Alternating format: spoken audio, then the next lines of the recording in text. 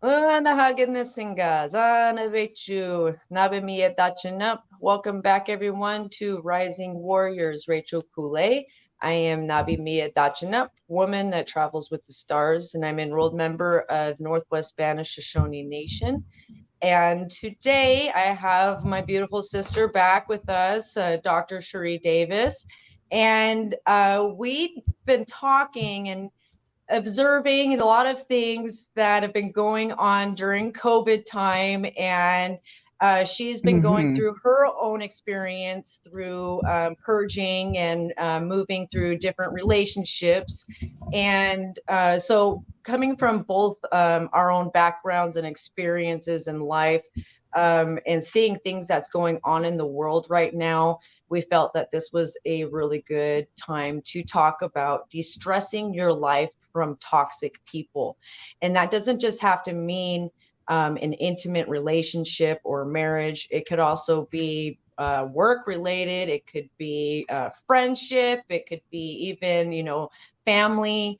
So there's different ways, that those the relationships within that of having toxic people in your life can play out. So I felt that this was very important at this time because I'm seeing a lot of people and a lot of my clients, they're going through transitions and shifts. And when we're elevating ourselves and we're trying to move into a higher direction and vision and getting on our path in life, sometimes there's our vibrations and our energies, we sync up with people at some point in time, but then as we're elevating, either those people around us need to be elevating with us, or we come to I call it the fork in the road, where you either have to choose to continue to walk this way with these people and not live in your true happiness, or you have to like kind of walk away with that love in your heart, and go this other way, because this is where your calling is, and this is where your drive is, and your happiness and your soul purpose. And so sometimes we have these toxic people in our life that tries to sabotage us, tries to keep us, from having that happiness. And they kind of like to pop up and say peekaboo when we're having that happiness. And I've been seeing that myself this past couple days, with past relationships and things popping up and saying, hey, peekaboo, and we're going to try to trigger your PTSD, and we're going to try to instill fear back in your mind so you don't get on the podcast this morning and you don't talk. And so, there's all these different things. But at the same time, we have to have also support and healthy relationships around us too, to help us as we go through this. So I brought Sherrie on here, and for those of you that don't know, she owns and she's a practitioner and owner of Northwest Hypnosis and Integrated Medicine here in Vancouver, Washington. So she has a lot of knowledge and wisdom to share with us today, and talk about her own experiences and things, and what she's seeing, too, that's going on in the world, and any way that we can help assist. Because sometimes when you're alone in the world and other people aren't awake around you, or as awake, or don't really see, those toxic people can make you feel crazy.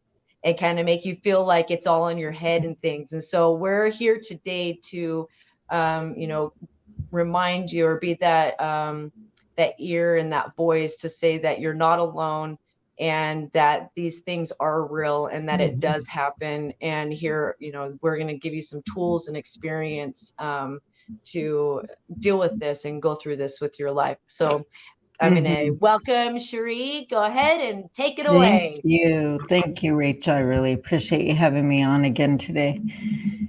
And like Rachel said, it is important as we transition in our life, and through our growth, the biggest thing that I always see with patients is when they're growing and they're expanding and going in so, these great positive directions, if their partner, their family, or their friends, are on that same kind of energy level or mindset, So really, if you think about mindsets too, our, negative energy can cause stress, right? But it could also cause, blockages in our life. It can cause things like not allowing ourselves that permission to move forward in our life, and look for our true path as well, or be in that path. So often when we have, like, and I'll use, for instance, a partner, a relationship, even an ex, that still wants to attack or belittle or create drama in our life. I always say, I don't allow those, excuse my abbreviation on it, but I don't allow drama bitches to be in my life, right? It's like, and that could apply to any, level, man, woman, whatever, friends, that kind of thing. And so I always believe in, no, I've got to keep my level up at a little higher level where, I feel good and positive and, and I'm going in that great direction of life, whether anybody else, shares that same direction with me. Everybody's on a different level of their path, right? You've got people down here who want to stay in that negative path, or they always want to stay in the state of destruction. Well, what does destruction and self-sabotage do? It also destroys everything else around us, including our personal relationships with, with our lovers, our friends, our family members, whatever it is. And often you'll see people who are very destructive, or they have that, negative kind of way about them, or jealousies even, that can, cause issues in relationships or with friendships. And I've experienced that personally myself, a few times. So in different people, whether it's friendships or family members, or, people that didn't really have my best interest at heart, who I thought would have. So it's always those people that you would think that would have your best interest at heart that sometimes really don't, So then it shows us, oh, wow, this is our reality of who our true friends are, or, what our, relationship possibly, level that it would be at. And so when we deal with, toxic relationships, we really got to analyze ourselves as well, and kind of look at, okay, where am I at in this situation, in this picture? And why am I attracting this? What is it that is creating or causing this kind of destruction, unhealthy, kind of draining, situations with the relationship? And often it's because we don't match up, there's that commonality that you have with that person. Sometimes we don't have commonalities with them. And often that can cause some issues. But it's really about, what do we hold in that relationship? Often things like drugs or alcoholism can cause a severe amount of destruction in a relationship. It's a sabotaging, so, like, for instance, I've experienced this recently, with alcoholism, and just people being, with patients, and with even a personal relationship where, when somebody has a problem with alcoholism, it also destroys the relationship they have with that partner. Because often that alcoholism is just another way for them to mask what their true issue is. And they don't really deal with their issue. So what do? They take it out on that person that's to them. And then they sometimes will run away and not face or have the conversation that they need to have with that partner or even family members. And so it's just a way of self-destructing themselves, but also creating that negative drama that they will constantly do. And instead of recognizing that the patterns are unhealthy patterns, so that it's not helping the situation in the relationship, or helping, their own relationship with themselves, which is so important. I think that when people don't see that relationship with themselves, whether it's, creating goals that, positive mindset thinking, Mm-hmm. and basically creating a happier life, right? And when you're dealing with someone that's doing, drugs, or they're, drinking too much, have too much alcohol, often they can be very negative. Of course, you have the happy drunks too, right? Which is a total opposite side, where they're always happy. I had a cousin like that who was like, he always drank a lot, but boy, he was happy all the time, and never negative, which was kind of nice. But that was because that was his personality trait. Even prior to him drinking, it just brought that personality out more.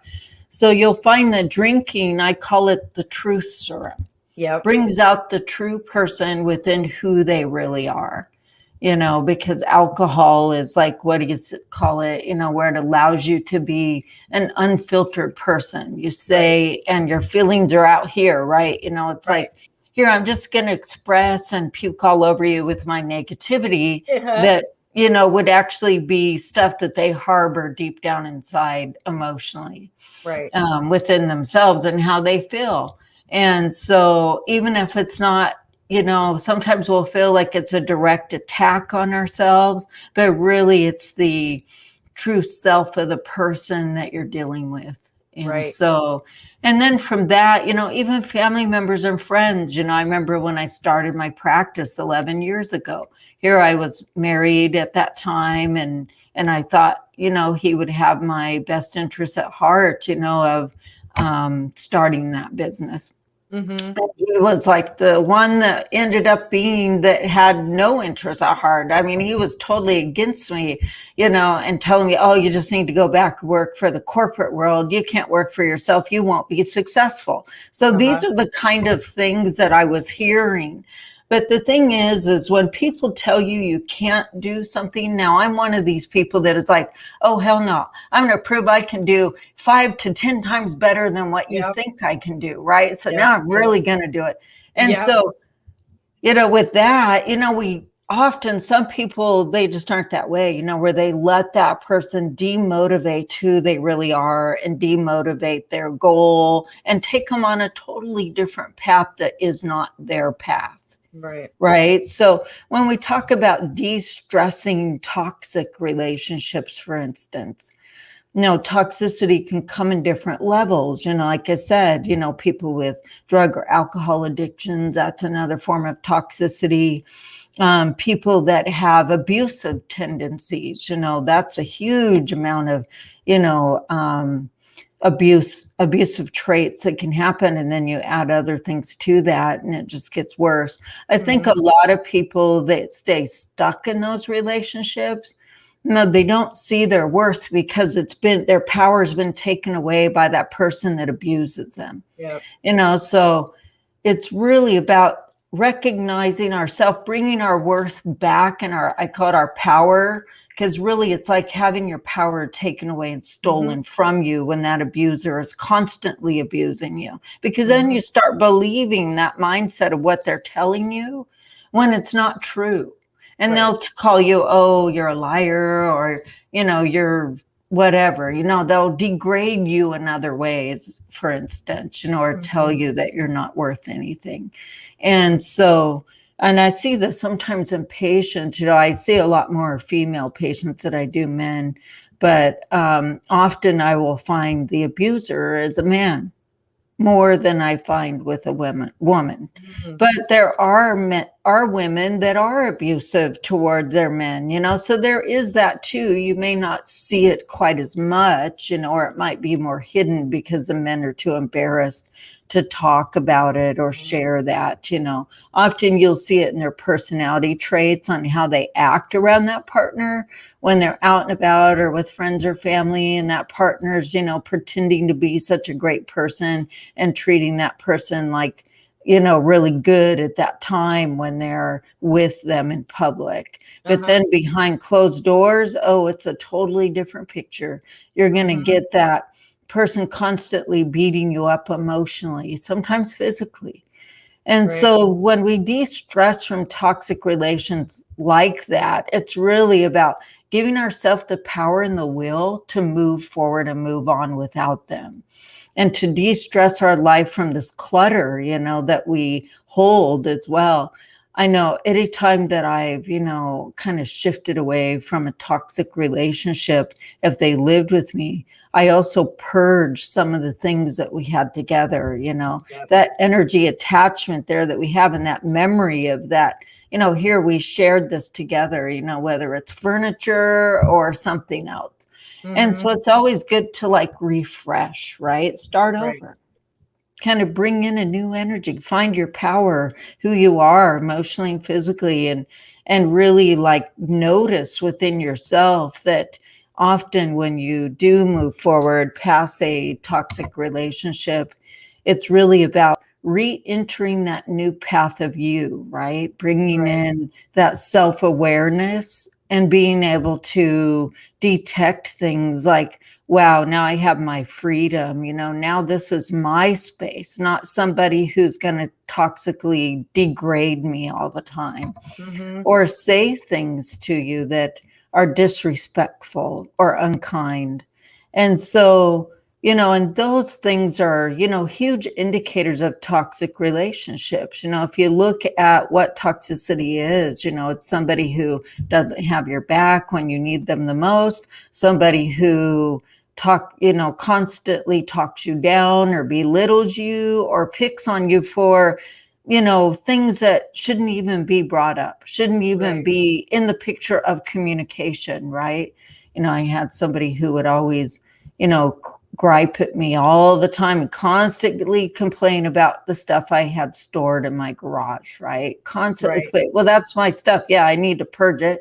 But the whole thing is that's not part of the relationship, right? That's not part of anything to do with the partnership, for instance. Right. And so, you know, those are things.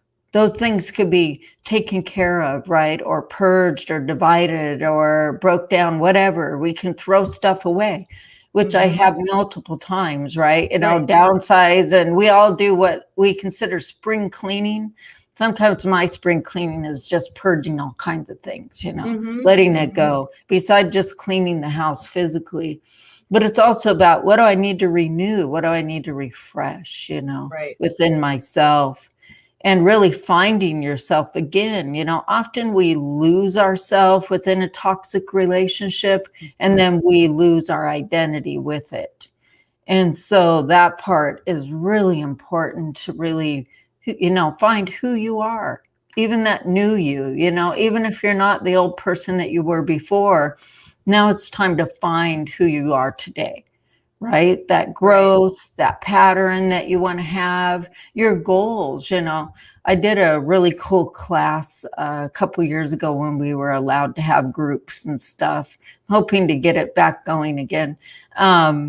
But I did a class on manifesting your goals. What does that look like for you, right? Goals can be anything from, you know, say a positive relationship, someone who respects you.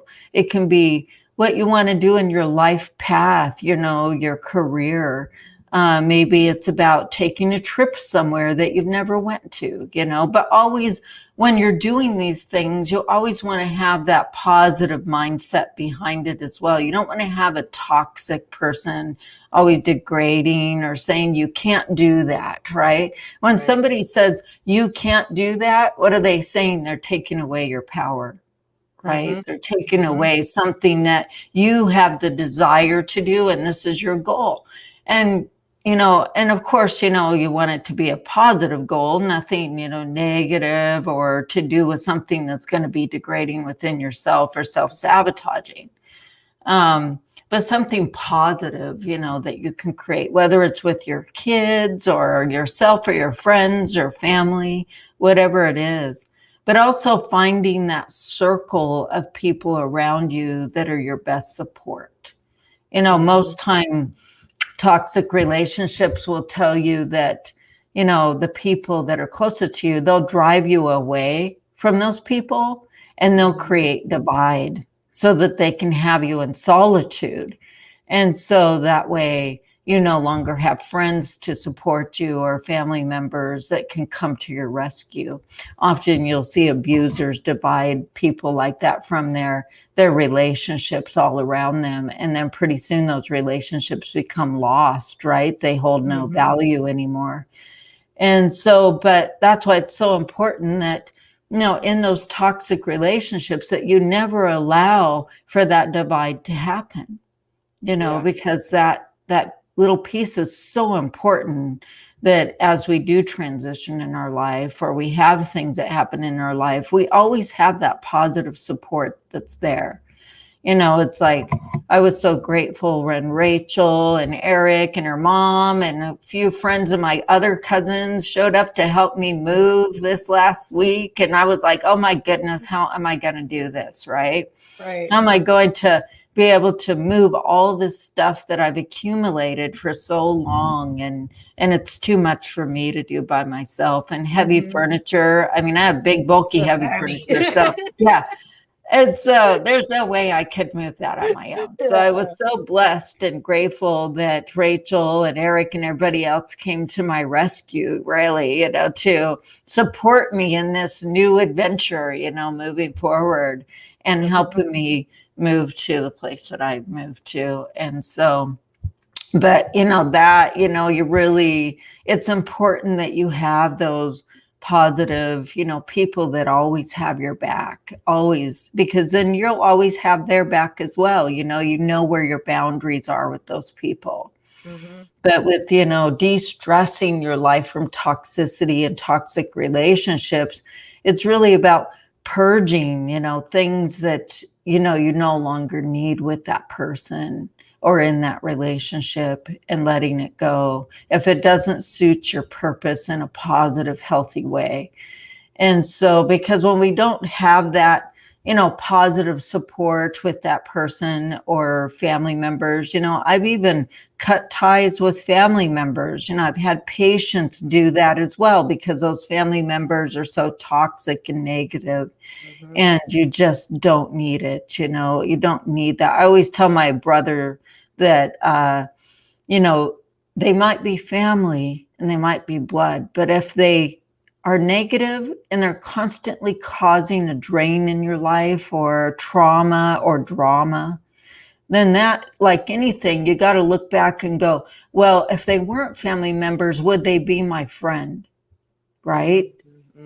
And if they would not be the type of person that you would have personally as a friend, then you need to create a boundary with that relationship or cut it off. So I've done that with an older brother, that's like, nope, I don't need your toxicity anymore. You're too toxic, you're abusive, you're alcoholic, you have all these things that create sabotage within everything. And if that person doesn't look at the facts that they need to find counseling, or they need to find a way to get better and create a positive mindset for themselves, and they never do that, it's never going to change. I always say, well, we create the same patterns over and over and over, and we expect a different outcome. Well, good luck with that. Right. Because most likely it will not happen. It's so true, and so we really have to look at, even ourselves, what are we bringing into these relationships? Are we creating some of the negativity along with it that can aspirate or aggravate and cause more of that toxicity in the relationship? And so it's really, again, goes back to that positive mindset thinking. If we don't have it, then we need to learn it, right? We need to learn those ways of creating positivity in our life. But, purging and kind of letting go of things, and even past relationships that didn't serve us in a great way. No, we really need to cut those ties off when they're abusive and toxic towards us, because that abuser often really doesn't ever go away unless we create that boundary and we allow ourselves that permission to say, I no longer need this person in my life. They don't serve my purpose in a healthy, positive way. They don't bring value. So when you find somebody who doesn't bring value to you, or they don't see you for your highest, best, and good, and they don't value who you are as a person, and they're constantly degrading you in some way or another, you've got to be able to see that that person does not value you. They don't, hold you in that positive, way like you may hold them. And when that happens, we have to learn how to protect ourselves, right? Bring boundaries for ourselves.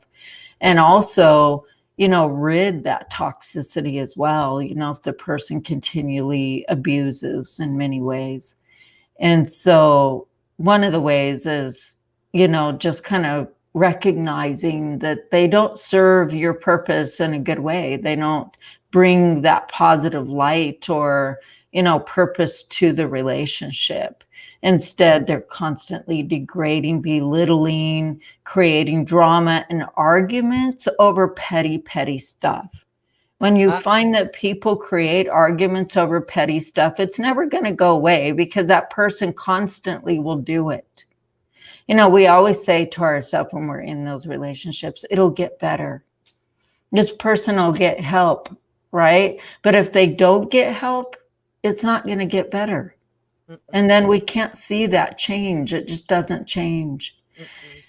And so then we've got to uplift ourselves, and we've got to create that circle in our life that really creates a positive dynamic, in our circle of relationships, with family, friends, even lovers. And so when you look at that and it's time to purge those relationships that don't serve you in a good and positive way, then it allows you to actually see things in a positive light. The dark people or people that cause toxicity in your life or destruction, often it's like having a dark cloud hovering over you. So you can't see your purpose, right? You can't see that, oh my goodness, I can do and have anything I really want, even though this person is telling me I can't. Right. Right. And so it's like wearing that dark cloud over the eyes, right? I can't see my purpose anymore. I don't have goals. That's been taken away from me. My power has been drained.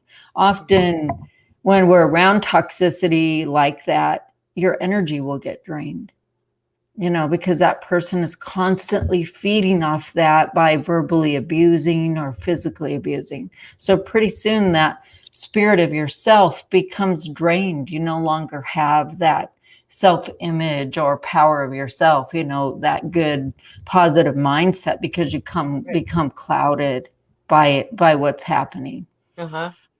And so, I often with patients, counseling them and helping them find their self-worth and their confidence. Often when we're being beat up like that, we lose a little bit of our confidence and our self-worth. We really do. And, and even growing up with parents who are abusive, that too can really play on how we are as an adult. What do we do in our adulthood? Do we create the same patterns that we learned from childhood over and over? Or do we look outside of that and see that, oh my goodness, I don't have to live within that toxic environment anymore, because now you're growing and an adult and you can have and do anything that you want now, instead of living in that negative household, And you'll find people that do follow that. Yeah, you take your power back. Yeah, you take who you are, so, but yeah, does anybody have any questions or anything on that?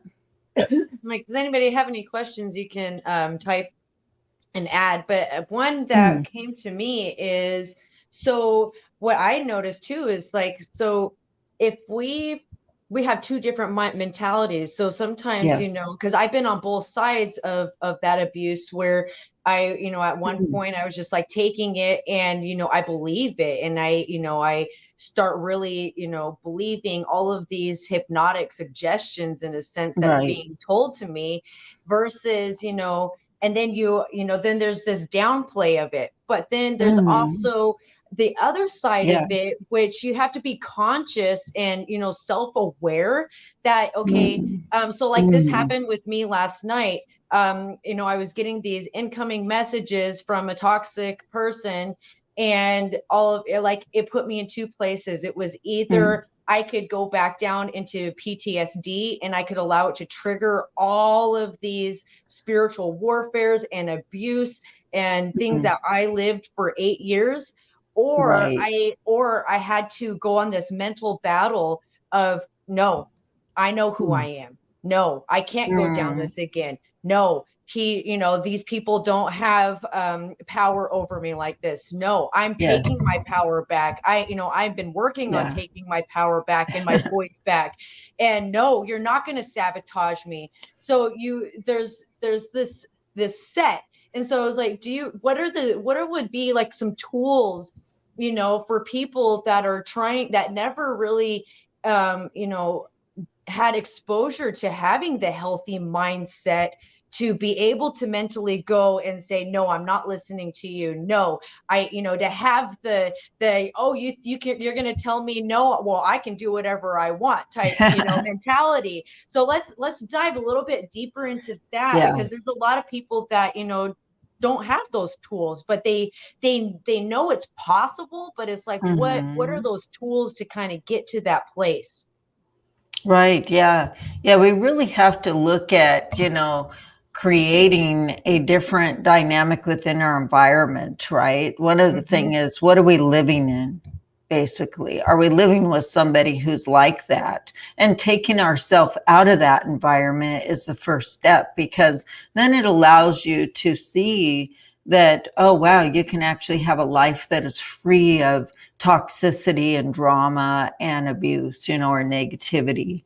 Once we take ourselves out of the environment of that, then we can actually breathe a little bit, right? We can actually see that, you know, we can take our power back. We can, you know, be a whole totally different person that person wouldn't let us be, you know, our true self. And two, creating boundaries, right? What are your boundaries? That's so important, you know, because a lot of people don't create boundaries, or they don't speak their voice. Right. They allow that person to kind of steal their voice a little bit, you know, not let you speak or not let you have your voice or your word, you know. And it's really about learning to take that voice back, right? Speak up for yourself. And if it's really toxic and abusive, you know, seek help, and to be able to find your self-worth and to be able to get your confidence back as well. So sometimes, you know, certain types of counseling can help with that. You know, it doesn't always have to be just talk counseling. It can be spiritual counseling, where you work on, you know, the physical, the emotional, and the purpose. Right. And so it's really about finding the balance in the different elements of yourself. You know, what is your purpose? Bringing back your power, putting up your boundaries, and creating new dynamics in your life. Like, you know, whether it's creating that goal board or life board, I call it sometimes, you know, creating that new life board for yourself that says, well, here's the direction that I truly want to go. Here's my life now, but I'm going to take this red door over here that's toxic stuff from that past, and then I'm going to shut that door, and I'm going to move over here to the blue door, and I'm going to walk through that blue door with confidence, with willingness, with that self-empowerment, and I'm going to create those positive, healthy goals for myself. Because often those toxic relationships will take your goals away. They'll say they're stupid, right? Or they'll demotivate them in some sort of way, and not allow you to do it if you allow them to take your power, if you allow them to take control of who you are. Sometimes I'll find this with women who are codependent on the men because they don't work, you know, and then so financially and physically, they're totally dependent on that partner.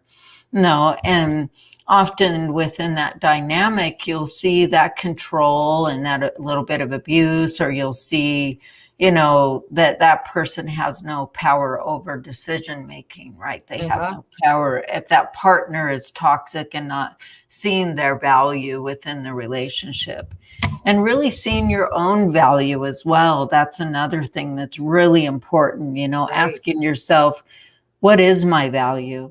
Evaluating it and creating that life goal for yourself, creating that board that looks like, hey, I want a great career. I'm going to go back to school. I'm going to find ways to build myself back up. And so often you'll see that people lose their identity within that toxicity, of that person that they're with or the relationships that they have, and they listen. Often I say the people who are toxic usually have pretty bad advice, right? And they take you down their path, not yours, right? So really they're taking you down a path that doesn't really serve your purpose in a positive, healthy way. It's really what they would choose, not you. And so then you've got to decide, well, do I really want to take their bad advice, or do I want to take my true advice that I feel deep down inside that is right for me? And so that too, you've got to listen to that inner voice. You've got to listen to yourself. You can't always listen to that toxic person that's really only for the best of themselves, not for you. And so, because often toxic relationships and people that are like that don't have your best interests. They're all about themselves, number one, right? They don't care about you. It's all about themselves and no one else. And so, and you find in their patterns that everything is about themselves, right? It doesn't have anything to do with you. It's all about them. And so, and what they're getting out of you as well, whether they're using you for something or, anything else, they don't really, see your value. And, but also clearing the cords from toxic relationships. People often don't know what cords mean, but what it is it's a energetic frequency that drains us from that toxic relationship. And so often those frequencies can cause pain or illness in the physical body. And if it's male energy that is toxic and draining you, it'll be on the right side of the body and create tons of pain or weakness in that side of the body. If it's female, it'll be on the left side of the body. Often I'll find those cords around the solar plex or the heart chakra, the heart wall, and that heart wall will just be like so hard and bound up and corded up in so much, destruction and, sabotaging energy that comes from that person, the person in the relationship. And so the cords often, when I start to release those cords from patients and I'm talking to them about, the dynamics of where they come from, what age it may have started from. And, like a lot of women, for instance, have experienced a ton of trauma from even childhood, whether it's abuse from childhood from the parents or whether it's being raped or having something else really toxic or negative happen to them. We all deal with it differently, of course. Some people still stay in that, sabotaging energy or that negativity that can happen to us. And other people, they just look beyond it and move forward and try to better themselves and no longer look back. So often, really, it's really about not allowing yourself to look back and go back to the old person or the relationships that really aren't a healthy relationship, and being able to move forward and pass that and feel good about it, not hold guilt over anything that person has done or said or made you feel like you weren't worthy or something else like that. So, and our tools too, clearing those cords, clearing the energy. What I like to do is sage and clear the energy, not only around myself, but do a ceremony to heal, from that toxic relationship, and allow yourself physically, emotionally, mentally and spiritually to move past those toxicities and de-stress yourself. One of the big things is really finding a way to, to de-stress, to clear that toxicity that you no longer need to carry. I call it the emotional backpack that we carry from others, right? It's like carrying this big, heavy backpack on our backs that say, oh, I'm going to carry this sabotage. I'm going to carry this abuse. I'm going to carry this trauma, and keep carrying it. And then all of a sudden triggers will happen, right? That can cause anxiety or panic attacks or, forms of PTSD, those types of things. And so we can have those subconscious triggers. And so it's really about, understanding where it's coming from at the time that it happens. Right. And being able to move past it with allowing yourself to bring your confidence back, ground your energy as well. I find that when people are not grounded, when you talk about grounding, like at your feet, when we connect to Mother Earth, right? Often I'll tell people, well, go barefoot and walk and stand in the grass for a little bit, because that helps to ground and reconnect you. It helps to recenter our energy. Have you ever noticed that when we're out in the forest, we're hiking, we're doing something that's outdoors, or the sun is shining, and we have this positive, higher energy, right? Because it regrounds us, and we need that energy. And when we're drained, we won't even have the energy or the mental capacity to go out and do those things, because we feel so drained from our energy and we feel toxic. Often toxic energy too can cause headaches.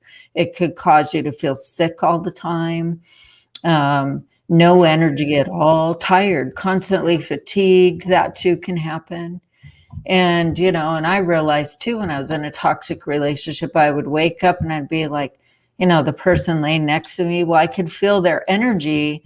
And anytime they would drink, guess what would happen? I would get the headache. Or my neck would hurt, or my low back would hurt. And all of a sudden I'd be like, why am I feeling this way? I didn't have any alcohol. I'm not a drinker, right? Or do drugs or any of that stuff. And so after a while, I had to analyze where that was coming from. What was it truly? And to decord that energy for myself. One way to really think about cleansing negative energy. And here's a really good exercise to do. If you think about water, right? How water refreshes us and awakens us. Often what I'll do in the shower after I get done washing and doing my thing, my routine, well, then I'll stand under the water for a while, and then I'll just brush my arms, my legs, my stomach, my back, whatever I can reach, and I'll just brush it off, right? Clear that energy. And then I'm thinking about, what do I want to clear that could be draining me? Even if we don't know what it is, you just ask your body to remove, to clear, and release these things. It's like as if you're pulling something off of you and you're throwing it away, right? But then you're allowing the water to cleanse and move through your body and ground you also to Mother Earth, and you create that dynamic.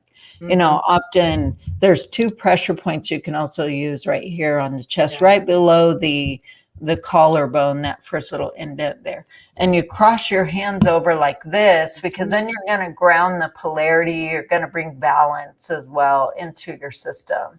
But when it's sore and you rub, and it's sore, that means the lymphatic system is blocked up for some reason. Whether it's toxic stuff that we're carrying from someone else, their energy, their sabotage, their attacks, or, their constant abuse.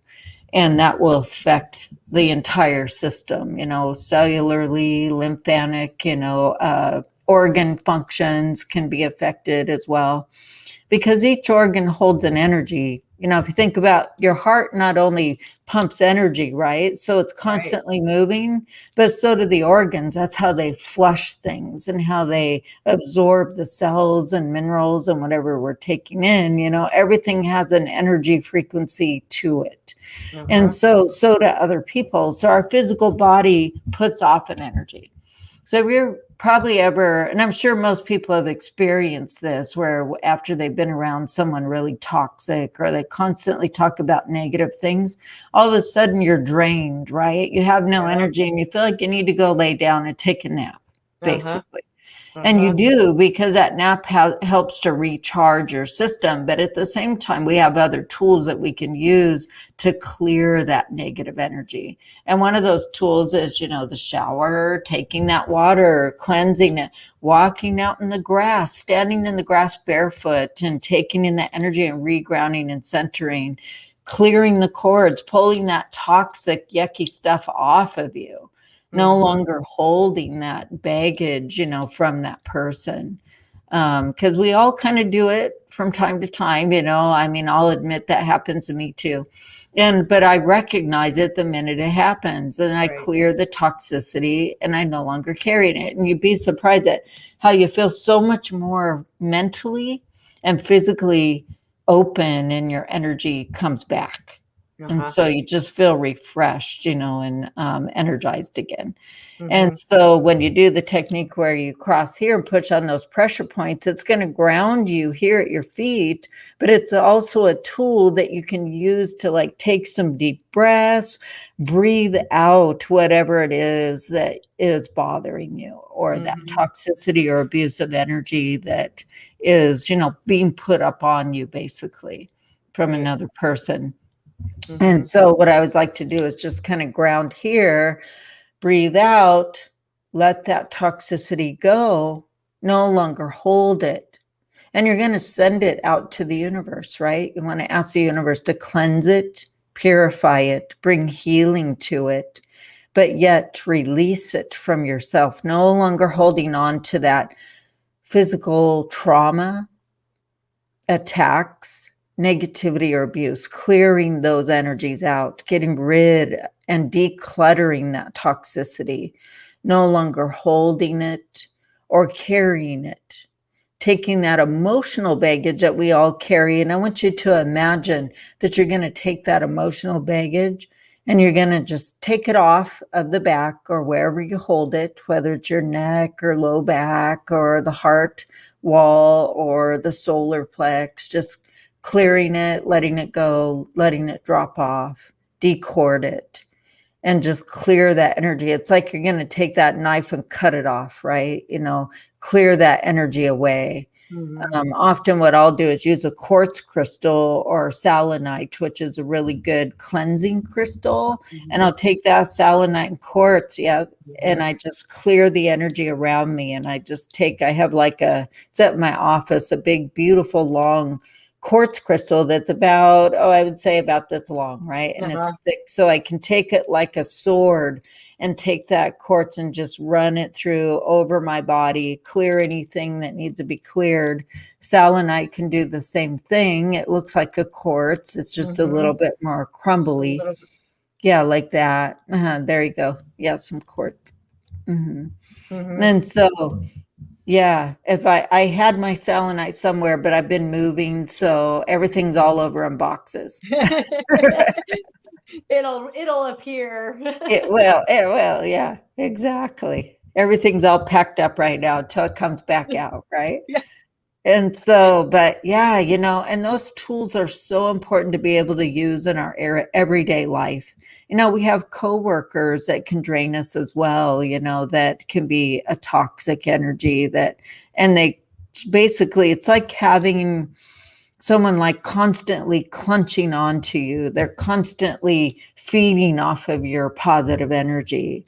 And that can be a complete drain emotionally and physically. And then we get it stuck in our head, right? What that person just said or did. And it's with us for a while until we decide to let it go and to clear it. But, some of the tools, like I was saying, walk in grass with bare feet, ground to the energy, do the exercise where you cross your hands over 3-4 deep breaths, or however many deep breaths you feel like you need to take. Sometimes it's like more than 3 or 4, it could be 6 or 8 or 10, whatever you feel like you need to let go. And, even toxicities from our childhood, some people carry that burden with us, of toxic abuse that could have happened from when we were a child, even from friends or family members or whoever. And, and as we become an adult and we get in those toxic relationships, we don't see those patterns because we've lived with it our entire life. And so then you've got to be able to recognize the patterns and use that as a tool to say, oh, no, I already lived in that, been there, done that, not going to repeat it again, right? Not going to take and re-enter that phase. I always say, I've already moved past it, right? I've already closed that door. I no longer need to relive it. Right. And so, and we have a choice. We have choices to be able to choose it or get rid of it. And so when we talk about decluttering or de-stressing our life from these things, toxicities, there's so many ways to do it, saging the house, clearing the energy. I remember one time I did a paranormal investigation out in Battleground at a chiropractic office. And when I was out there, I noticed that the acupuncture out there had a really negative energy, and she had something that wasn't good attached to her.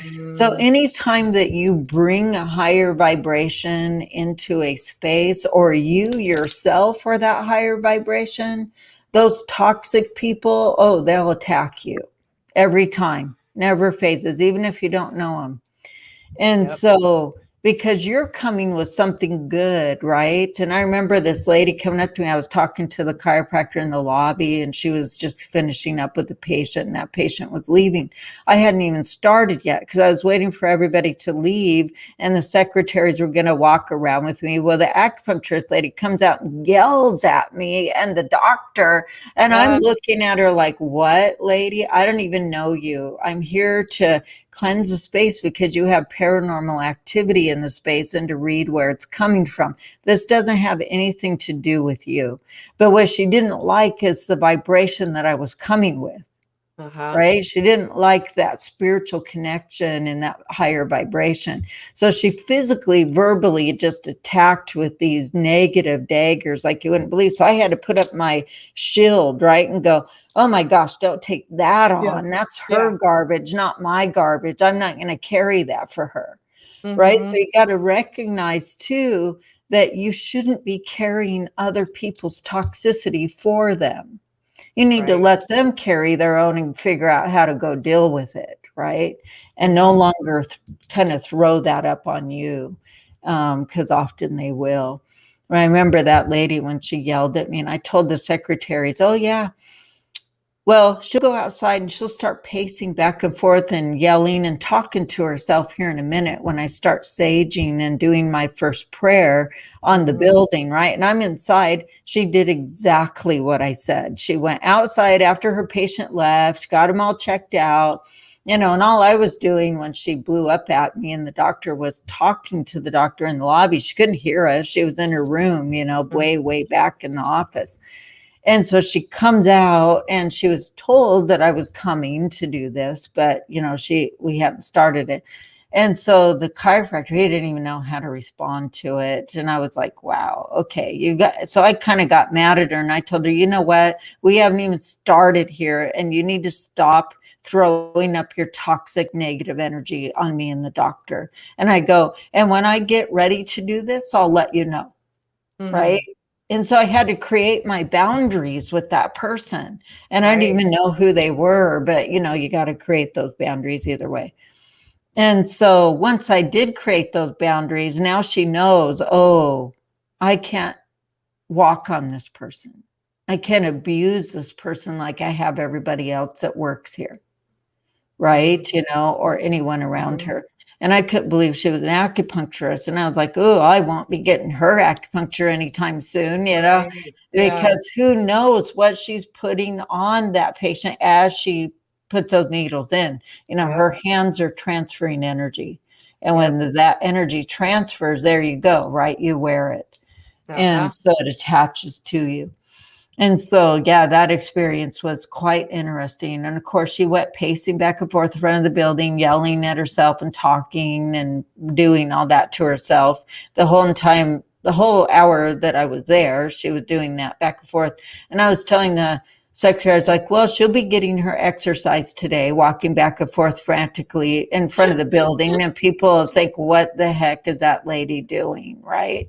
And I'm like, just ignore her. We just need to get this done. So, I cleansed the space, and I told the doctor later, well, expect your acupuncture lady to not like this vibration that is here now, and she'll probably be moving out within 3 to 6 months. Well, it was like clockwork. 6 months came up, she was out of there. She was done because she couldn't handle that energy that is now in the space. That higher vibration. So you'll find people that are really toxic or abusers. Now, this was a woman. So like I said, it's not always men that are the abusive or toxic energy. It can be women too. It just depends on, sometimes it's how they grow up. Sometimes it's just who they are in their personality trait. It just doesn't matter. And so, but yeah, and then later she moved out. Right. Just like I was telling him. So the doctor called me up and was like, well, I was glad that you told me to start looking for another practitioner to put in that office. So he started looking within that first 3 months, found someone. And then it was probably about actually the third or fourth month that she gave notice and then moved out. And so too, when you sage or cleanse the space basically from those toxicities, and the person that you're dealing with is toxic, they won't like it. They will not like it, especially if they have something attached to them energetically or spiritually. They'll get really mad and they'll blow up. But that's just also part of their mental mindset and what they come forth with as, who they are.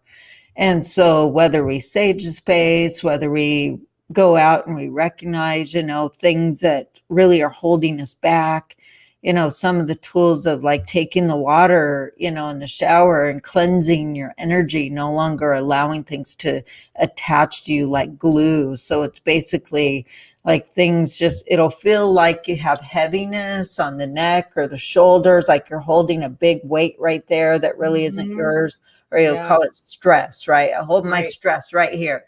And often that area will be tight. It'll be stretched. You'll get headaches, neck pain, stuff like that. When it comes to what we're absorbing basically from that toxic person. Right. And so then you just have to recognize, nope, I don't need to carry that. Let me tear that off of my body, right? Let me take that and just release it, heal it, send it out to the universe to deal with. You don't need to carry it. Standing in the grass is such a beautiful thing. You ever feel like when you're barefoot in the grass, like when we were kids, we used to love to run barefoot in the grass, right? At least we did. We lived out in Pendleton. So, back in the 60s and 70s, that was just what you did as a kid, right? And you always had that. Yeah. You ran around. Yeah. Even without shoes. And but it really, brings that positive energy through the body because you're reconnecting to your true self as well. And then too, sometimes we need that counseling, sometimes we need the counseling to find who we really are now, finding our true path and our own identity again, because we lose our identity in those toxic relationships. And so it's really about not letting someone steal that identity of who you truly are and not let them steal your energy as well. And but hopefully that gives people some tools to use. If you have a quartz crystal, some selenite, clear your energy with it. What I like to do is take my feathers and I'll brush over me and clear stuff out, right? And the feathers too are another way to kind of cleanse and clear your energy. Right. It helps you to rebalance and clear what could be attached to you. But I do love the selenite and the quartz crystals because they're really powerful and they work really fast. Another one to protect against toxic negative energy is a stone called pyrite. And pyrite helps to ground, but it also protects. So it stabilizes the energy as well. Rubies are really great for grounding, but it's also really good for emotional support. It helps to, and there's different, red rubies are like a good energy for grounding, but it's also a really great energy to support the emotion and bring that confident energy back up, allow it to exist again and not be drained. And so, yeah, so we have different tools that we could use to de-stress our life from toxic people, right? Toxic relationships. Yeah. We're going to have to do a manifesting goals. I think Yeah. that would be a really good one that we should do. Oh, yeah, for sure. For everyone. I love it. Yeah, I'll have to send you the goal board that I created some time ago that was quite cool. And when I did this was probably, oh gosh, how many years have it been now? 7 years, 6 years when I did it. Okay, when I put on my goal board, this is, for instance, people have different goals, right? They all have different things that, we have in our purpose or a life that we want to create. And in my goal board, it was like, taking a trip to Mexico where I'd never been, and wanted to do that, right? And I wanted to just take a ride in a new Tesla car. I didn't want to own it because I couldn't afford to have it, but at least I could take a ride in it, right? Right. And then creating my business and making it more profitable, making it more, a business that helps to sustain myself so that I wouldn't have to do something else. And so whether it's with your career or something else that you want to create, I call it our money bucket. We all need one, right? We all need a money bucket because that's how we're going to pay for our expenses and taking our trips and having something for emergencies or whatever it is that you want to use it for.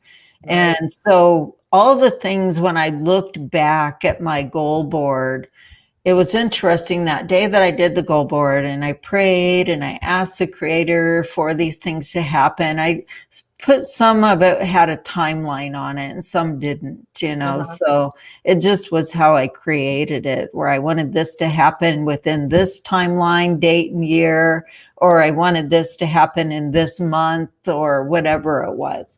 And so, but when I did that goal board, it was really interesting. I was getting ready to go to a health conference out in Beaverton, and my cousin John was supposed to come pick me up. And earlier that day after work, I had to go to the bank, come back because I was expecting him to pick me up at my office. Well, pretty soon he calls me up. Oh, my friend Michael's going to go with us, but I can't come today because I'm too sick. So he's going to pick you up. Well, earlier that day when I was going to the bank, I saw a Tesla drive by me and I was like, oh, there's that car I want to take a ride in. I just want to ride in it. I'm going to ask the angels to give me a ride in that car. Well, when I came back to the office and Michael picked me up, I had no idea that the car that I passed was that Tesla. Oh my goodness. He picked me up in the Tesla and we drove all the way to Beaverton in his Tesla. I love it. Talk about manifest something that quick, right? It was like, wow, I actually get to go for a ride in the Tesla. Thank you, angels of my car dreams, right? To be able to ride in that Tesla. And then later that week, the business became stronger, and then, within a year, I took that trip to Mexico. No, and there was so much on there that actually, when I look back, I actually did it all. Everything that was on that goal board. And it was because my mental mindset was focused there as well, and that's so important to how we're thinking, not only about ourselves, but our goals. Do we truly believe in it? And that's a big thing. Do we believe in ourselves even, so that's really, really important. Believing in yourself and believing in your goals and believing in who you are, which is such a big, important part because we can get lost from all those things when we're in those toxic relationships, because then our mindset changes. We start believing them that we can't have these things or can't, create our goals or have that positive mindset because they're so negative and toxic that it drains us. Now we Right. don't have the will to do it anymore, or the drive, Mm-hmm. or the And then, passion. or there's that fear of even being able to Mhm. do what you want to do. And am I going to be okay doing it? Or Yes, is there going to be some type of backlash? And, you yes, know, and that right. what, and, even coming out of a toxic relationship too, Yes. I remember still, having those fears, sometimes they still, Mhm. they come and creep up because of the mental abuse that happened. It's like, am I going to be okay? And, or Yeah. am I saying the wrong thing as a native? Or, like I wasn't as traditional as my ex, or like, as far as like language wise. And so, there's all these things. So in Right. life, we go on with these fears. So what she's talking about with this dream board is it's almost like you're going back into, I always say, go back to the childlike mind, in Yes. that child state of this essence of the sense of dreaming. When we're a Mhm. child, we're constantly dreaming. Yes. We're creating, our imagination. And the imagination is like, I remember when I was a kid, I'm going to the moon. Well, I didn't realize going to the moon could be different, things. But it's Yeah. like you have these dreams and things. But so for True, true. me, what ended up really helping me out of my past marriage was, you can write things down, but I'm a visual person. So for me, I had Mm. to actually like go to magazines and cut out, if it was words or pictures or things like that. And I would just cut them Yes. out of what I wanted, cabin in the mountains, beach house, traveling to Hawaii, like all these different things, like you're saying. I want, a different motorcycle. I want to fly a Mhm. plane, like all these things. And so I put it down on the dream board. And as we go through life, we can add to it, or we can change it a little bit, or we end up Yes. accomplishing everything that's on that dream board. But when you're having this really helped me when I was going through that transition of trying to find that self-confidence and trying to dream again and allowing myself to dream again. Then it was being able to actually like look at pictures and go, I want that, I deserve this. And Mhm. going back to these things of like taking your Mhm. power back again, like I deserve this, Yeah. I deserve to be treated this way, I deserve to Yeah. have these things. It's not that I'm being materialistic, because yes, it would be nice, it's not going to be the end of the world if I don't have these things, Right. but I know I am deserving of these things, to have nice things. Mhm. um and so like you build that dream board, and you put it up somewhere where you can see it every day. Yeah. And that way you're reigniting that, and you just keep going. And one of the biggest things that I want to share too is that my mom and my grandma always told me was, never let anyone tell you can't. Yes, exactly right. So Never, powerful. never let anyone tell you can't do it. And the moment so it's the same Mhm. mentality. You try to tell me I can't do it, I'm like, watch me, I'm gonna do it. You just push me even more to Yeah, yeah. prove you wrong, that I can't, that I can do it. So, but that's the other True, thing with these true. toxic people, is they put these limits on you by saying, nope, you Yes. can't do it. And then all of a sudden you allow that, their hypnotic suggestion Mhm. to Right. sabotage you. And now it becomes this like core belief of what they said, oh, I can't do it. So then now you Mhm. just put the cap, and you allowed that person to put this cap over the top of you, of this limit of, no, you can't do it, because someone told you can't do it, instead of Right. going, well, how do I know I can't do it? I've never tried. And so Yeah. I would always say, I don't like, well, how do you know? I'm like, well, you can do it. And I'm like, well, yeah, I can do it. And they're like, well, how do you know? And I'm like, because I can do it. It's just that Yeah. mentality, it's like, I can do it. But and I watched Yep. this one time, it just came into my mind. I ran track in high school and in middle school, and I was on the varsity in my freshman year, racing against all the seniors. And one meet we were at, there was a senior that we were jumping over the 300 hurdles. And so we she just kept sabotaging over and over. I'm going to fall. I'm going to fall. I'm going to hurt myself. I know I'm going to do this. I can't do this. But it was someone else that whispered to her, you can't do this. You're going to fall. So then all of a sudden I watched someone tell her she can't do it. She's going to fall. Then I watched her now going into this mentality of I'm going to fall. I'm going to fall. I'm going to hurt myself. And boom, the gunshot. And she jumped over the first hurdle, clipped it, fell, broke her arm. Mm-hmm. Oh, and no. Yeah. Oh. And so it was like, it was, so that's that toxic, that core belief. She believed it instead of fighting back at that moment in time and say, you know what, I've been practicing.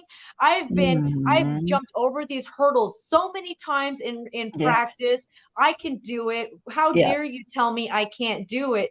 But she allowed someone to come in and sabotage her, where the first jump that she did, she fell flat on her face and broke her arm. And so that's, that's the mentality, that, you also have to try, you push through of someone, that's toxic, trying to tell you, you can't do it. They're trying to keep you from your goals and your dreams, because anyone, that is not toxic is going to be cheering you on. And, even may say like, you got your, a big award for, the flute music that you do, and just as an Indigenous woman. And there's two things, as as your sister and friend, like I could be jealous and I could be, oh my goodness, like how dare her, take that. I'm the one that deserves to be up on that spot, even though I haven't put in the time and the hours like you have, to playing the flute music, but I deserve it. So you can't do it. You can't have it, type thing. And we get in this mindset, and it's not healthy. And it's like, why can't we just be happy for each other and cheer each other on? I always say there's enough. I danced in a professional dance company many times. There's enough for 35, 40 of us, 100 of us to be on that stage and everyone have a spotlight and shine and be seen. And so, it's also help, being that self-aware of like, okay, I'm going to also cheer you on. Even though I may be going through my crap right now, I'm still going to cheer you on. And yes, I do have this little bit inside me that's like, dang, like if I would have just done this or that, like I could have been there too. But, that goes down that toxic, self-sabotage again. So it's like, you just have to, you have to give yourself that grace, right? You do. And, the grace of like, all right, I've been through here. I went through these things. Yes, I'm not where, Sherrie is over here, but I can get there. And it just takes time and diligence and practice. And, it takes that self-practice every day. One of the biggest things that popped up in my head earlier when we were talking about self-image was, one year, it was on the last little bit before my divorce ended. And I was just having a really hard time with my self-image. And I was at a powwow and I was dancing and things. And then afterwards I was on a break and I was, just looking at all the different vendors and things. And this gentleman came up to me and he goes, "Can I talk to you for a moment?" And I was like, "Okay." And he's like, "I have some words to share with you." And I was like, "Okay." And he's like, "I see your pain." He goes, "You don't believe you're beautiful." And I just instantly, looked at him and I just started bawling. And I was like, no, I don't know what I look like anymore. I've been so abused that I think I'm ugly. I used to like punch myself in the face and like scratch my face, because I believed I was told I was ugly and I felt ugly. And so I was like, I'll just make myself ugly. And so I self-abused myself. And so he like was looking at me and he goes, "I want you to do something." And he goes, "You are beautiful." And he goes, "But you need to believe it yourself." And he goes, "There could be a line of people over here telling you that you're beautiful, but you're still not going to hear them because you're not believing it yourself." And so this was the biggest thing. So he's like, gave me a homework and I want you guys to do this. If you're going through, self-image, This is what really helped me. And I still do it to this day. And that was, about 8 years ago. So he told me to go stand in the mirror and hug myself and look at myself in the mirror. And I'm going to look at myself right here at the camera. So look at myself and I just say, I love you. I didn't really believe it. I'm like, I love you. And he just said, just keep staring at yourself. I love you. I love you. You're beautiful. I love you. You're strong. You can do this. You're a warrior. I love you. Look at you. Look at where you've gone. Look at these things that you've gone through and how far you've come, and you're a warrior. Love you. And I just kept saying, I love you. I love you. And looking at myself until finally I just started crying. But at first I was like, yeah, I love you. Like, you're like, I love you. I love you. But then, and I was kind of being sarcastic about it at first, but then as time went on, it was like, oh, like I need to tell myself I love you.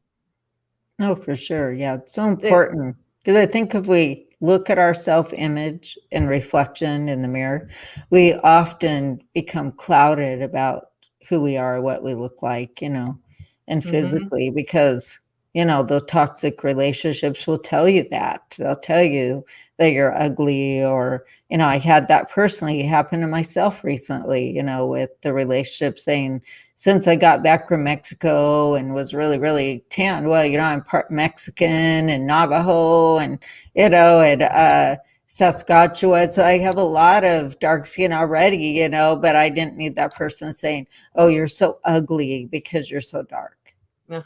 That's just, you don't believe in that stuff. When I look at myself in the mirror, I'm like, I don't see ugly, but since he said that to me, now I'm going to prove him 100 times more wrong, Right. So it's really about, I'm kind of stubborn that way. So I think, some people can be a little bit stubborn in their ways, which is kind of good in a way, and other times that's not. But when somebody is trying to sabotage you or make you feel belittled, or, make you feel like, your worth is nothing, or that you are ugly, like you were saying, that's just another way to abuse someone. It's that mental abuse is actually worse than physical abuse in some cases. Yep. And so physical abuse is bad too, it really is, because then you carry that toxic energy that is attached to you. But the emotional abuse can be so taxing on us, because then we carry that way that what they kept telling us, we think it's true, right? When it really isn't true at all. So you got to figure, when you look at yourself in that mirror and you see yourself in that reflection, really look hard at what you see, and if you feel like you can't really see it, what I like to do is just kind of squint my eyes and pretend I'm someone else looking from the inside out. Yeah. Right. Oh, okay. Now I can see my true self. Right. Then open your eyes and go, oh yeah, there I am. There's that beautiful person that I've always will be and always have been. Right. It's just that other person tried to take that beauty away from you, because they're so, you got to really look. Yeah. And just see your true energy, who you are really as a person, your soul. Often you'll find that people that are abused by, toxic negative energy are the givers, the people who are always helpful. They're always have that positive, loving heart, with whoever they encounter. And other people can become jealous of that. They can become jealous of who you are because you're a kind person. I know I was told by my ex, oh, you're just too nice. I don't like that about you. Okay, and I was like, what? Well, why would niceness be bad, right? Right. I've been told that too. It's confusing. It's like, I would rather be nice, right? I would rather be nice. You're too mean. No. Yeah, exactly. So those things are all belittling things, right? That kind of can play on your psyche that says, wow, really? How is that a negative? But they make it a negative. It's a thing. And then you've got to make sure you don't believe in that negative, thing that they're telling you. Because over time it does affect you quite a bit, emotionally and physically, and just your space around you, how you live your life. Mm-hmm. And so that's so important to not believe that, those words of somebody who, it's like having daggers thrown at you. Here, I'm going to throw this knife at you and tell you, that you're ugly, or I'm going to tell you you can't do that, or I'm going to tell you, something else that isn't good. And so, but we can't wear that, because really that's their true inner, trauma or whatever it is that they want to project on you. And it's not something that you should carry, or that it's really yours to own, because it's theirs to own, not yours. So you can't believe in those, negative words that become thrown at you or projected at you. Often I see women that they, as I counsel them, for, their self-esteem, no longer having to have those triggers from the past toxic relationships. They will have that trigger that'll cause severe anxiety, depression, or PTSD. Mm-hmm. And so then it's really about learning how to no longer allow those triggers to enter your life, Right. allow yourself that power to come back and say, no, I can have and do what I need, want, and desire in my life, but I can do it in my way, not somebody else's. Mm-hmm. And so hopefully that makes sense. Yeah, so like what's interesting for me is because I work more with veterans, and so I deal with more men than women.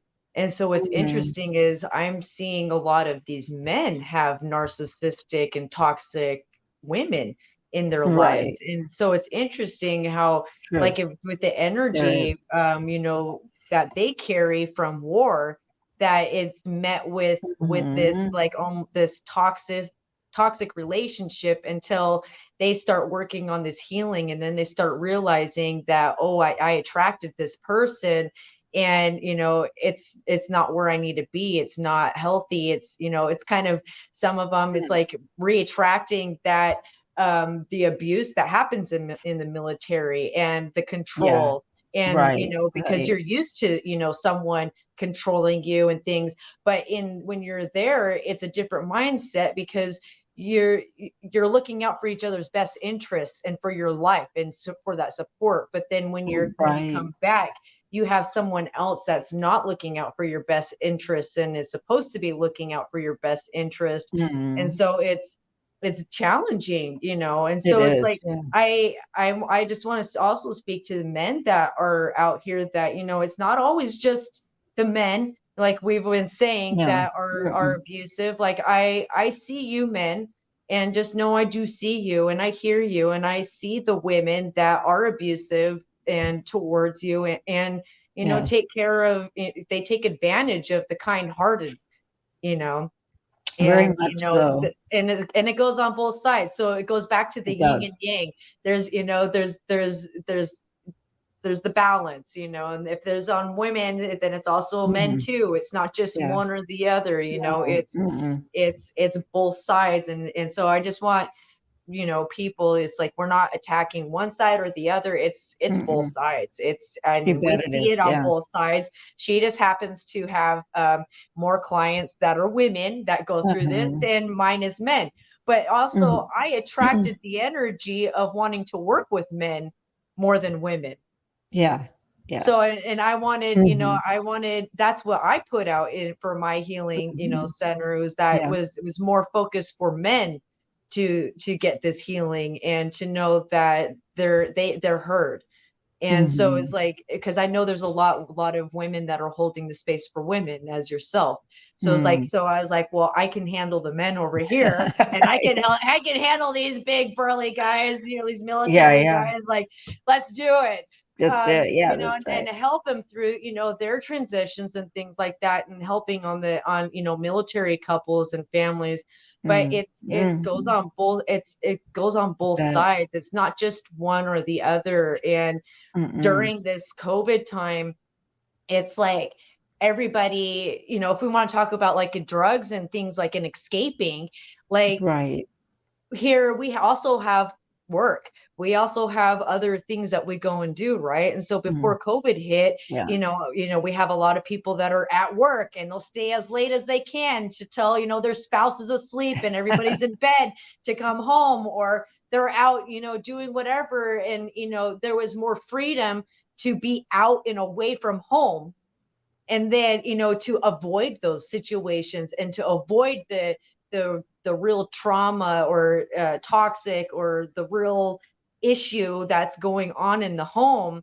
And everybody's just kind of been running from it, but then all of a sudden COVID hits, throws everybody like in this timeout in a sense. And it's like, and it Yeah. but it's like revealed, you know, everybody's homes in a sense of what Mm, works and what doesn't mhm, work, it's you true. know. And it could even be like even as simple as I've had clients where they just realize that the size of their home just does not really suit their family. They thought Mm, it did so because true. everybody was gone constantly and nobody would, they were never really home all together until COVID. And then they're like realizing that even just the house is not big enough for, you know, the situation and how many kids we Mm, have and or family members and things like that, you know, living. And so you start sure. realizing, you know, you're in your personal space. Now you don't have anywhere to go escape. And so, you know, so that's where all of the stuff kind of got revealed, you know, problems, you know, with children, with your spouse, with relationships, with codependency, um, you know, having, you know, it was like we all got faced with our own crap, Mm, and you mhm, know, and things got revealed. And so I've been seeing a lot of like these relationships. So, you know, mm, relationships are that no longer serve purpose anymore. You know, they're realizing that this is not healthy and we can't live like this, and so it's time to go, you mm, know, separate ways. And mm, or it just did the opposite and it made people even stronger. And so right. that's the other thing, is that I got to witness that part of the COVID. Was I got to you know, strengthen my bond, you know, with my soon to be husband. And so it it was like we were forced to be uncomfortable, but in that being uncomfortable, you know, we were forced to be vulnerable and literally like let everything like out, and like, this is it, this is me, and take it or leave it. And so, you know, so, but we were able to work on things healthy in a healthy way. And so there is ways, you know, to fix with toxic, but it goes back to, you know, and healing and things, but it goes back to having that support, and you both have to be on that same page together, or it's not going to work. And then also too, the other partner, so say like we're together and like I'm going and I'm doing the healing, but you don't want to do the healing, but you know, but all of a Mhm, sudden it I say happens. that I'm gonna leave, and this is a separation. If this is gonna, if you don't come on, jump on this board with me, then there's a separation that's gonna happen. But then you're like, oh well, I don't want to lose you, but I don't want to work, so then I'm just gonna do the little bit of stuff that to skate by to get them to think, to get me to think that you're working on the healing, when really you're just doing the little tiny like baby steps, scapegoats in a sense, just to keep me in illusion that you're working on yourself. So that's the Mhm, other thing that I've mhm, gone through and witnessed, is that, you know, you have to really be able to discern, you know, is your true. partner truly from the bottom of their heart wanting to work Mm, on themselves? mhm, Because they're going to go and do the work. They're going to start looking and resourcing themselves, you know, for that. If you're doing the work for them to get them the help, and then they're like, okay, I'll do it. But then what's going to happen is they're not taking the responsibility. They're going to keep rescheduling and canceling and then no showing. And that's a big, you know, sign right mm, there that they're yeah. not really wanting to do the healing work. They're just doing it so they don't have to lose you. And it's like keeping that illusion in a sense of, if I abide by these little things for this little bit of time, then eventually she'll forget about it, and then I'll be able to stop, and then things revert back into the old habit again.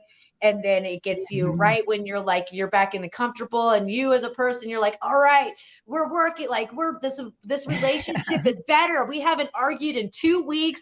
It's been 3 weeks. Like, it's been good. Yeah, I've had to tiptoe on, the ice and and the eggshells, but it's been a little bit happier. But then all of a sudden, like, something happens, and then boom, it's like back into that same thing again. And so then you start repeating this cycle of going back and forth of them trying to play, as they play you with this illusion that they're healing and they're working on themselves, but it's really not. And then if you, like with me before, they'll try to almost like pinpoint everything to be your fault, so then they don't have to do anything, and they'll like play the therapist against you sometimes too, to try to get them to think that you're the crazy one. But then it's a whole nother way of shutting your voice down, because they're like, okay, well, I can't, it's a game. I'm going to get the therapist to now think that you're crazy and to get on my side. So now you have no one to validate that you're right. Right. That's true. And they'll always tell you that they're sorry and won't do it again. And, try to pretend. I call it the pretend I'm sorry, because it only lasts for a short time. Like you said, they, get you back in the reins with them and make you believe that everything's going to be good and get better. But then the pattern just regenerates again later on, whether it's in 2 weeks, 3 weeks, because they can't hold that, false self of themselves. They can't hold that very long. It's just their game basically of how they constantly play that person like a yo-yo. I remember a couple patients that I had that were men that had really toxic marriages with women who were like that. I mean, pretty severe toxic stuff that really played on their psyche, unfortunately, and their own self. And they literally were so confused and basically emotionally destroyed by these toxic women. And, and it was unfortunate. And eventually, because it got worse and worse and worse, I just never would ever advise divorce. But in this case, I was like, I think it's time for separation. Right. I think it's time for you to live apart, see how that works out, divide that, boundary between them, basically, and bring back their self-worth. Because while they're living in the toxicity, they never are able to really kind of have that peace and have their boundary and have, the ability to really think of for themselves and bring back their self-confidence. Because men too, that self-confidence can be destroyed by toxic relationships, whether it's with a parent, a friend, a spouse, or whatever it is, even if it's not a spouse. So often those patterns will exist too, and we need to see what those patterns are. I figure, like, if I ever enter another relationship again, I'm going to have some serious questions that these people will have to pass. Right? See, that's what I did with Eric. I became picky. Yeah. I became extremely picky. You have to, because you don't want to re-enter that same pattern again. I always say, they still have the same pattern of abuse. It's just a different face, right? Different person, but they still come with the same intention of jealousies of, even they don't, they lack confidence within themselves. That's why they abuse. Because they have no confidence. And so then you got to look back, well, what happened to them? Why are they acting that way and they're not getting help? And like you were saying, Rachel, too, it's so important that when that partner pretends to want to get help, and most people will get help and it'll get better. in some cases, Right. but not always, you know. So often it can get worse as well. So you really got to look at, you know, two factors to it. You know, is this person really, really 100% wanting to get better? Are they willing to, you know, stop the self-destruction and stop the destruction of you? And, you know, and be able to find other tools in their tool belt to get healthy, to have a positive mindset, and be respectful in their relationships. Because often they're not very respectful in, you know, family relationships or even friendships. I found that most men that are toxic like that, they don't have very many friends. That's another clue. You know, what is their relationship like with their family, and what is their relationship like with their friends? Do they have friends? Right. Often they don't, and if they do, that friend is probably most likely a lot like them. And or, you know, questions like, you know, what was their relationship like with their families? Right. You know, because often that's a really important part to see. You know, how did they grow up? What was their things that they were taught, you know, in how to create healthy relationships? I mean, we can have toxic relationships and get out of it, you know, with family members as an adult, but really, what did they take out of it as a lesson? What they learned from it that they no longer want to repeat themselves, you know? You know, I look at, you know, I grew up in a really toxic, abusive household.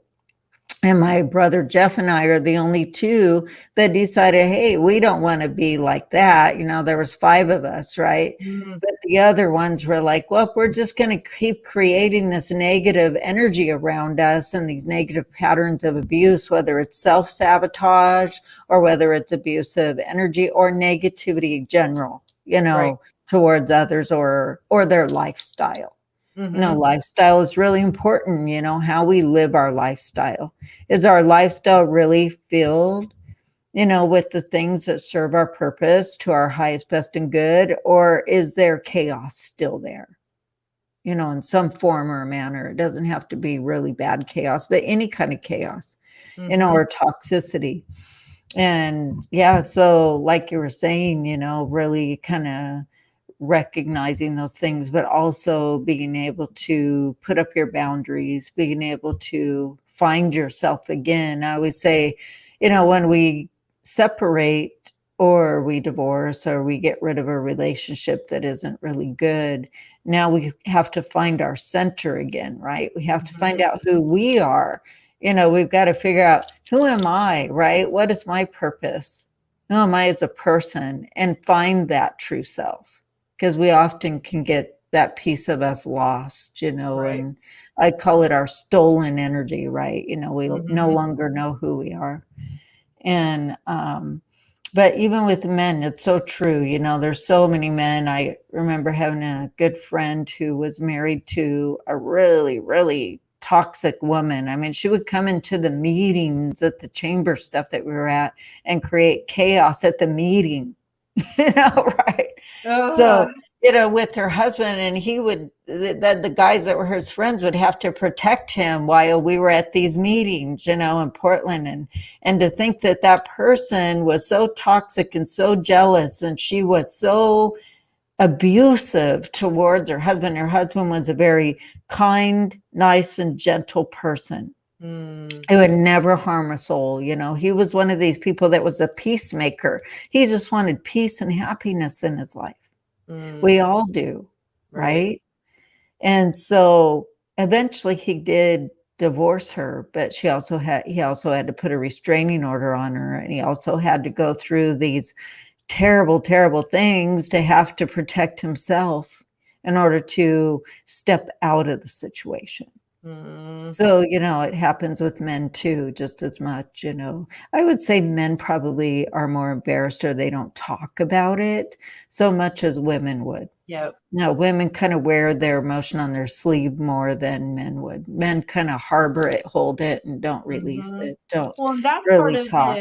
that's part of like the generational trauma from, It you is. know, from the white side of, mentality of don't Mhm. talk about it. Yeah. Men can't, men don't go through trauma. It's embarrassing. It's Mhm. degrading, it demasculates. And so it's like you Right. suppress, you suppress, you suppress, you You keep, bet. you be quiet. And then especially if Mhm. you're a veteran, then it's even more of like you're this badass, excuse my language, but warrior. And so it's like you should be able to take on anything. So how dare you have emotion and trauma, and there's no possible way that you could get abused because you're out here, as a military. So that's just like insane. You're Right. probably the Yeah, abuser. yeah. So it's this mentality that has been put on from, like, I see it's from religion and from the white side of the Right. society of, men don't have feelings, you suppress it, you keep your mouth shut. But that's not the Mhm. way of our living. That's not the way of the No. indigenous culture. That's not. I was even telling one of my clients, I was like, that's not the way of the Vikings either, because he's a Right. Viking, It's has true. that Viking blood. And I'm like, that's Right. not the way. It's, you should be able to go home and Mhm. cry in the bosom of your woman, you Yeah, know, yeah. and that's, Feel that's the whole open. terms. Yeah. And Mhm. you should be able to come home on that day and be able to rest and lay your head, with your woman and be coddled. But in the society, they make it very hard, that it's looked down and frowned upon. And it becomes embarrassing for men to even want to try to open up about it. And but that's where too, I think, like with women, I hear is, men can't get abused. Well, I think that's where Mhm. part of that needs to change too, is, Right. women stop speaking that way. Because if you want these men to heal, then you have to create safe space. Mm. We want men to create safe space for us to heal and be vulnerable and talk, but why aren't Yeah. we doing the same for them too? Yeah, that's so true. It's so important. Really and is. that's and that's that yin and yang, and that balance. And going back into having a healthy relationship versus a toxic one, is that we get in mentalities that it's all about the women, and but we forget about the men, or in whatever relationship. And Mhm. so Mhm. you have to find the balance between that, of where you're constantly, it's like the cup image of, I'm pouring into you, you're pouring into me, and we're constantly pouring into each other, constantly pouring into ourselves, and then doing that healing work. But everyone needs this healing, and it's not just Mhm. man and it. This is two spirit relationships too. It's not just man and woman relationship. It's also two spirit, in Mhm. relationships. And and then again, like we were talking about, coworkers and Yeah, um family and friends. And true. so setting these healthy boundaries and things. So I think this is a really good place to kind of like wrap this up. And but I want to Mhm. we'll set up a time, and we'll do the manifesting goals class, and maybe do set up like a workshop, or something. I'll get that set up with you, so that Mhm. we can do that. And for those that are really interested in learning more about manifesting your goals, this is something we can dive further into as well. Um, Mhm. but before we wrap Yeah. up, is there anything like last message, inspiration that you would like to leave with everyone? Yeah, I would like to basically reiterate with everyone too in this time, seems like through this COVID time, we really, really had, some strange things coming out through this. And I've even seen, friends who were friends for years and years and years, where it's caused a severe divide between friendships, but then it's also showing the reality of who people really are. But it's also really, telling yourself, you have boundaries, you have a purpose, you have a goal, and to create those healthy boundaries and those healthy goals. but also finding yourself, staying within your true self, and, always taking back your power. Don't let anybody steal that energy or your goals or just who you are, because it's so important as we get lost in, the negative mindsets of others that we don't feed into it. We don't keep feeding that negative energy, because what happens is when we keep feeding it and feeding it by creating more argument or creating more of the negative, when it's being fed onto us, it's really about creating a different reaction to get a different action, right? What do we want out of it? And so we've got to find how to communicate, not just with ourselves and our partners or our friends or our family members, but creating a healthy and positive communication that serves everybody's purpose, without negativity. And so often when I have friends or even family members that want to bring up negative topics, I'll kind of reroute it with something positive, like, well, let's look at this side of it. It's probably that counseling side of myself, but at the same time, it's really, I don't want to keep feeding the negativity. So I don't want to keep speaking in that negativity either. Right. So I want to create something healthy within it. Because often people that do have that negative mindset or abusive tendencies, they want to keep you feeding into it. So they'll create the argument, and then they'll argue with you to get you to argue back. Then they'll create more negativity and blame on you, so you'll always be the fault. But actually you're not. Right. And so it's really about learning how to communicate in such a way where you are no longer feeding the negativity. So that's so important, to be able to diverse it and say, well, no, that's not how it really is. This is your reality, but this is my reality over here, right? Totally different. Two spaces from what that person may be projecting at you.